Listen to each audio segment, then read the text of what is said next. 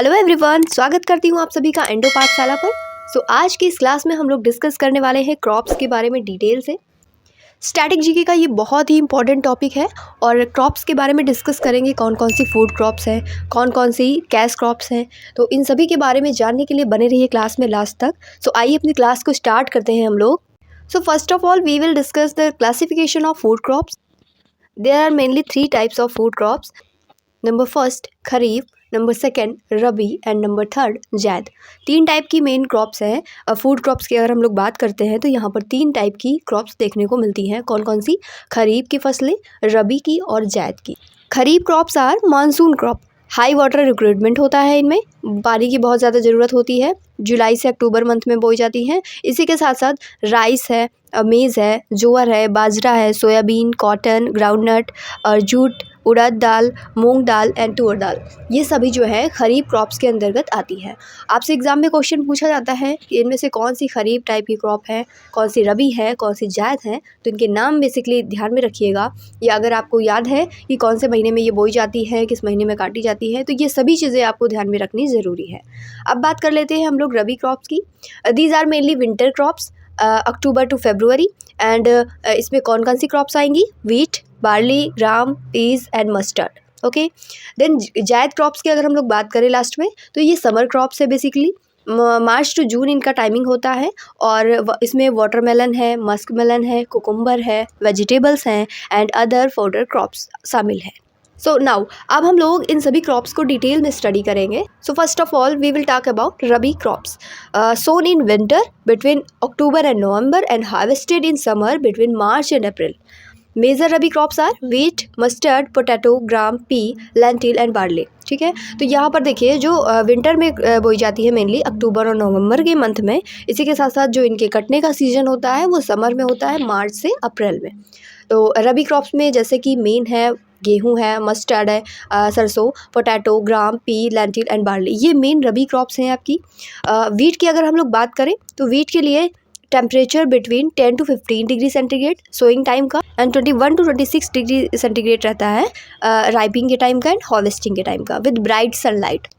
Means कि हमें 10 to 15 degree centigrade चाहिए बोने के टाइम का टेम्परेचर, और जब उसकी कटाई करेंगे उस टाइम पर ब्राइट सनलाइट होनी चाहिए with the temperature 21 to 26 degree centigrade. यहाँ पर मैप में आप देख सकते हैं कि जो वीट का बेसिक रीजन है यहाँ पर इंडिया में, वो आपको देखने को मिलेगा पूरा उत्तर भारत। इसी के साथ साथ जो सेंट्रल इंडिया का रीजन है, राजस्थान का पोर्शन है, आप यहाँ पर मैप में अच्छे से देख सकते हैं।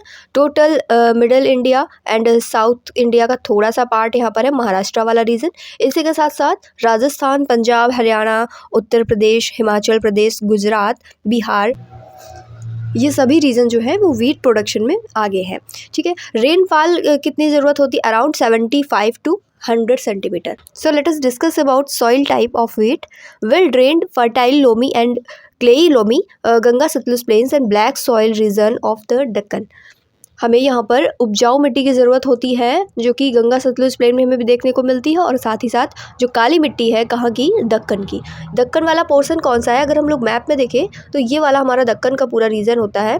इसमें काली मिट्टी मेनली ब्लैक सॉइल देखने को मिलती है, और ब्लैक सॉइल को हम लोग रेगुर के नाम से भी जानते हैं। इसे रेगुर सॉइल भी कहा जाता है। Top wheat producing states are Uttar Pradesh, Madhya Pradesh, Punjab, Haryana and Rajasthan. ये सीक्वेंस भी आप ऐसे ही याद रखेंगे।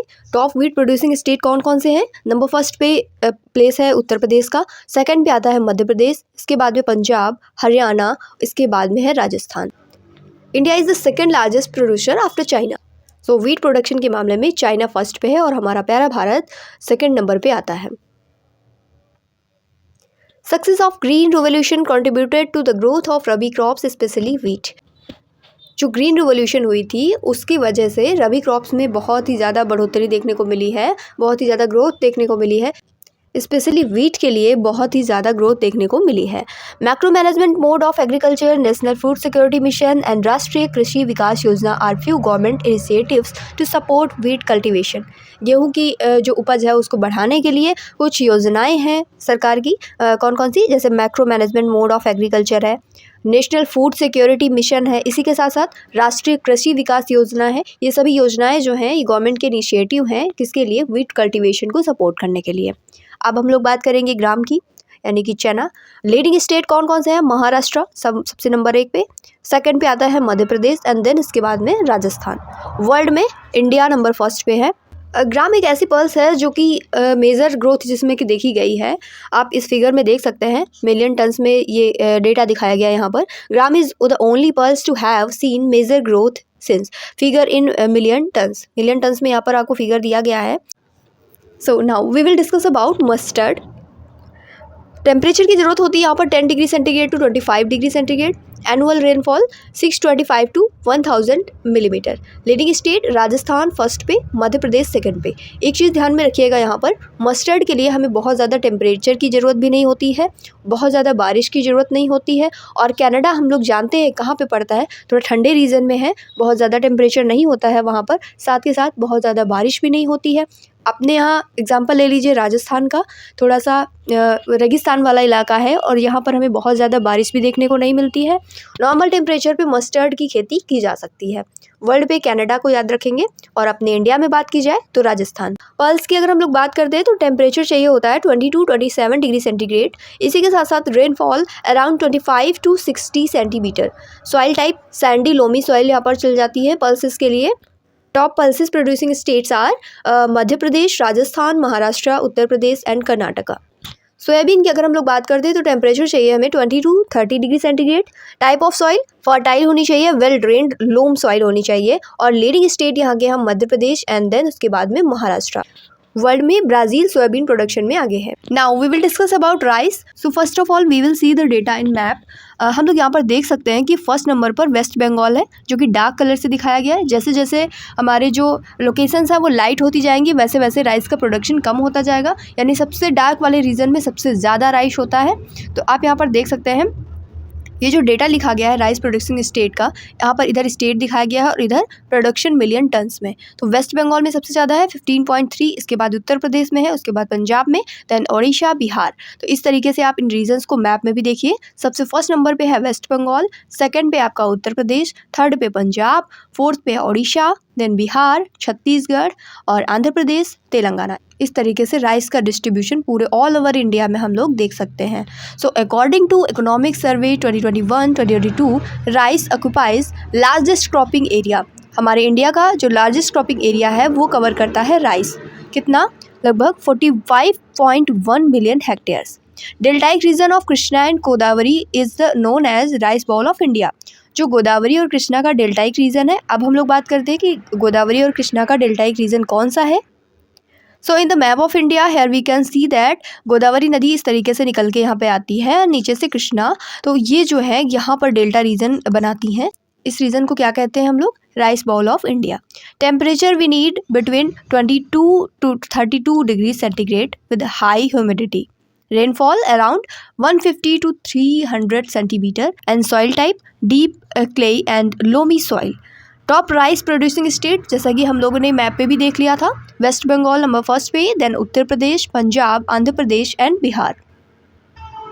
इंटरनेशनल लेवल पर बात करें तो इंडिया जो है सेकेंड लार्जेस्ट प्रोड्यूसर है राइस का after China. So China is the first one and second is India. In states like Assam, West Bengal and Odisha, 3 crops of paddy are grown in a year. These are Aus, Aman and Boro.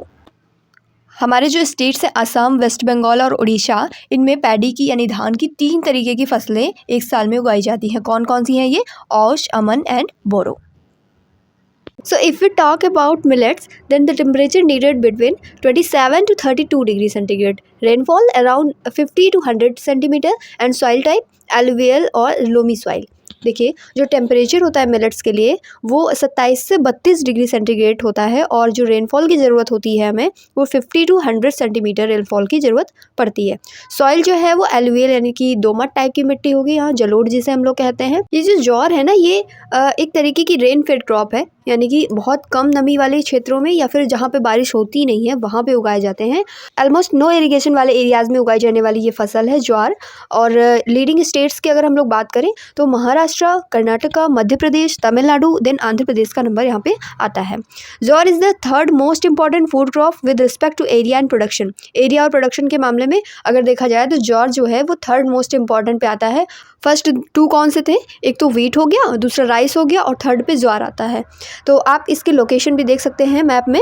ज्वार की जो location है India के map में आप देख सकते हैं कि कहाँ कहाँ पर है। जो डार्क एरिया है वहाँ पर ज़्यादा है, जैसे जैसे एरियाज लाइट होते जाते हैं लगभग इंडिया में मोस्ट ऑफ द प्लेसेस में हमें देखने को मिलता है ज्वार।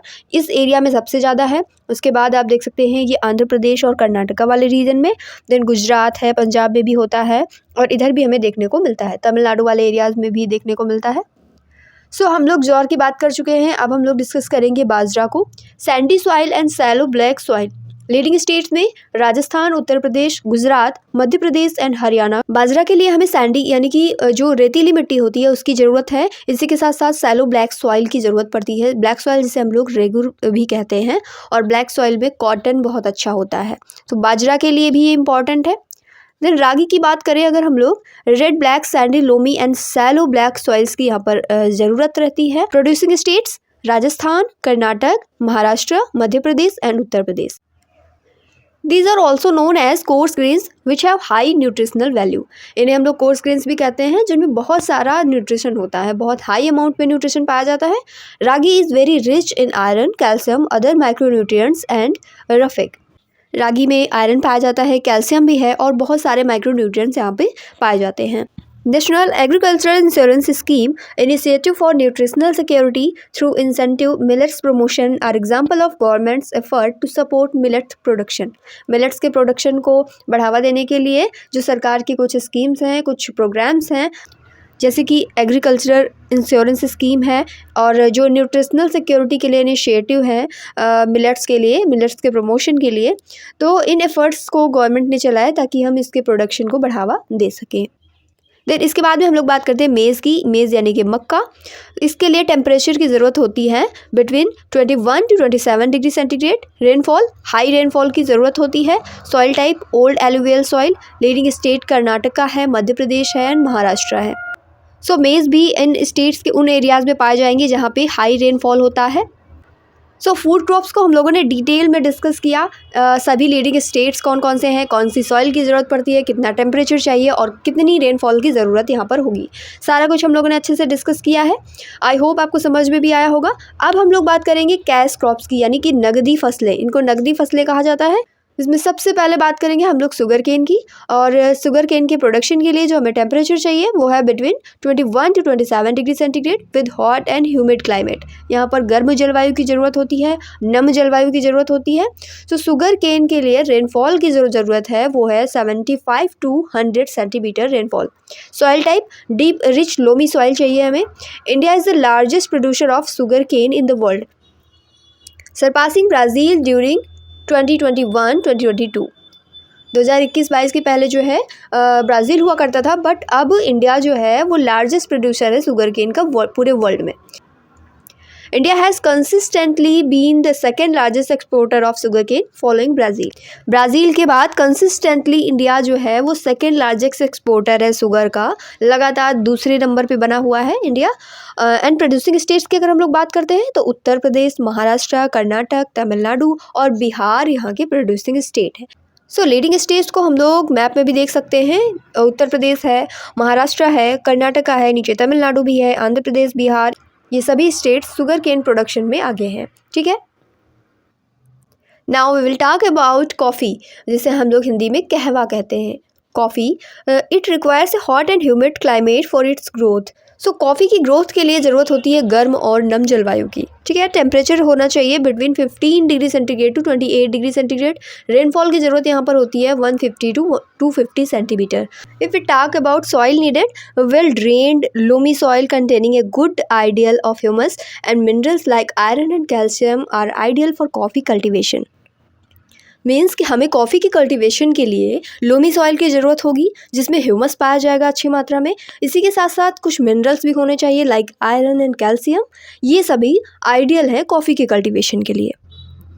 Grown under shady tree and on hill slopes at elevation from 600 to 1600 meters above sea level। Coffee जो उगाई जाती है वो छायादार पेड़ों के नीचे या फिर जो हिल्स की स्लोप्स होती हैं, जैसे कोई पहाड़ी है तो उसकी स्लोप्स पे फसलें उगाई जाती हैं, उस तरीके से कॉफ़ी उगाई जाती है। और उसका एलिवेशन जो है हिल का वो सी लेवल से 600 to 1600 मीटर्स अप्रॉक्स होना चाहिए।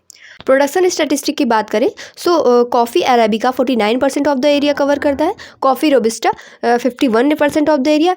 यही दो मेन वैरायटीज़ हैं कॉफ़ी की जो कि इंडिया में ग्रो की जाती हैं। Karnataka is the largest producer, about 70% of total coffee production and 60% of the area under coffee in India. तो कर्नाटक जो है वो लार्जेस्ट प्रोड्यूसर है, लगभग 70% कॉफ़ी जो है वो कर्नाटका में ही प्रोड्यूस की जाती है। इसी के साथ साथ अगर हम लोग एरिया वाइज बात करें तो 60% एरिया जो कॉफ़ी का है प्रोडक्शन का इंडिया के अंतर्गत वो कर्नाटका का ही है। वर्ल्ड में ब्राज़ील आता है नंबर फर्स्ट पे, एंड देन इंडिया की अगर बात करें तो इंडिया 6th रैंक करता है कॉफ़ी प्रोडक्शन में।